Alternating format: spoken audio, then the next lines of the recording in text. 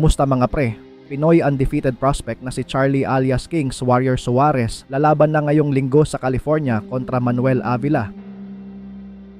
Mahigit isang taon na walang laban itong si SUAREZ mga pre. Huling laban niya ay noong nakaharap niya ang Meksikanong si Emmanuel na para sana sa WBO World Super Featherweight title, kaso nagtapos ang laban sa isang controversial na desisyon na kalaunan ay naging no contest.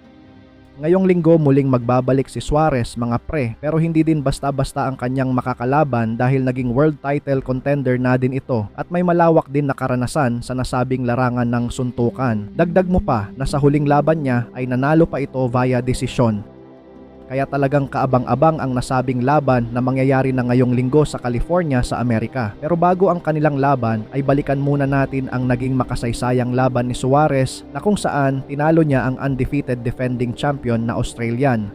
Dinayo pa niya ito sa sarili nitong baluarte para talunin at kunin ang mga titulo. Nangyari ito noong Marso 2023.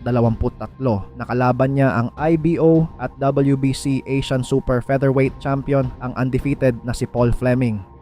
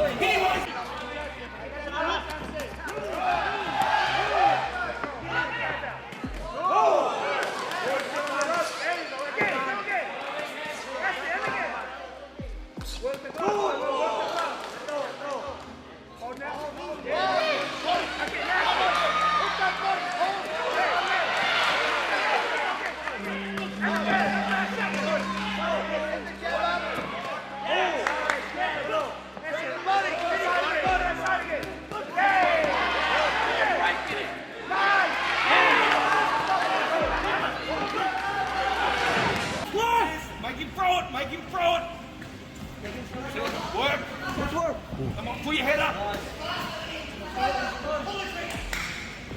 Good job. Keep working. Keep working. You're not working, Fleming. Keep working. Hold. Keep working. He's not working. Patience. Work. Go, Fleming. Come on, you need to work, Fleming. Work.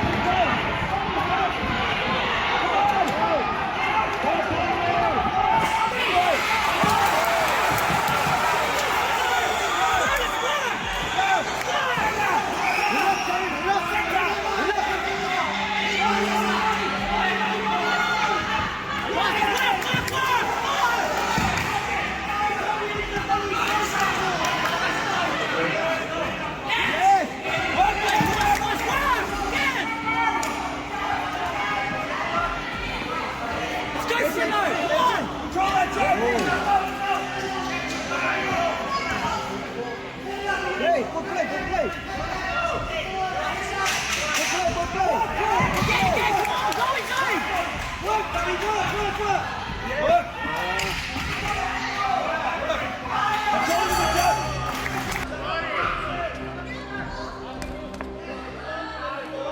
Stop.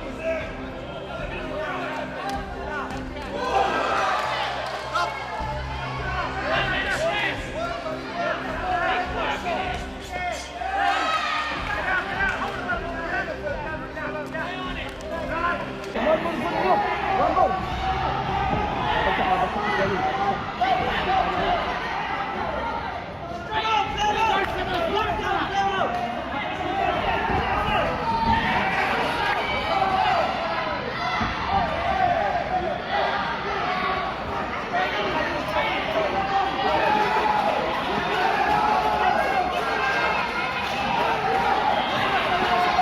Oh!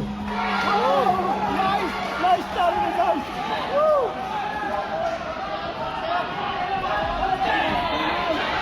Oh!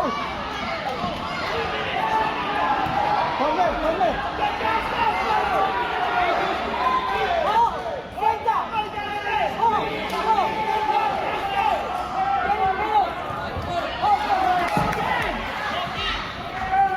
First one, stay on it, brother! Let's go, you're gonna dig deep here, bro! Let's go, let's go! Give the knockout, Charlie! Give the knockout! Yes!